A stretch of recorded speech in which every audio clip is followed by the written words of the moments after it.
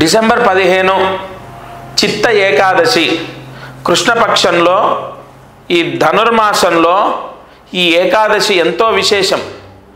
ఎవరైతే తలస్నానాన్ని చేసి ఈరోజు ఉపవాసం ఉంటారో, ఉపవాసం అంటే పండ్లు పాలు తీసుకొని సోమవారము, అందులో చిత్తా నక్షత్రం, ఏకాదశి కృష్ణపక్షం, ఈ ధనుర్మాసంలో ఈ ఏకాదశి రోజు తలస్నానం చేసి ఉపవాసం ఉండడం, పండ్లు పాలుతో ఈ రోజంతా ఎవరైతే ఉంటారో వారికి లేదా వారి కుటుంబానికి, ఎందుకంటే ఇక్కడ భార్య చేస్తే భర్తకు, ఒకవేళ భర్త చేస్తే వారి కుటుంబానికి సంపూర్ణ పాపహరణము, రోగ బాధలన్నీ పోతాయి.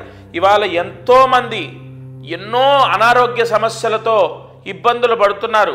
అసలు తెలిసి తెలియని ఎన్నో అనారోగ్య సమస్యలతో మనము విపరీతంగా మందులు మింగుతున్నాం. ఇటువంటి మహర్షులు ఇటువంటి ముహూర్తాల్లో కొన్ని పరిహారాలు చెప్పారు.